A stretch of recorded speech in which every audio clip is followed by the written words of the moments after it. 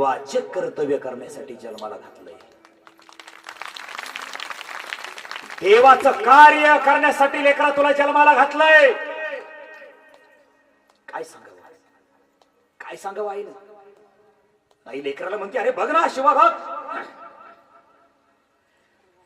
यदा यदा हि धर्मस्य ग्लानिर्भवति भारत अभ्युत्थानं धर्मस्य तदात्मानं सृजाम्यहम् परित्राणाय साधनो विनाशाय च दुष्कृताम् धर्म संस्थापनार्थाय संभवामि युगे युगे.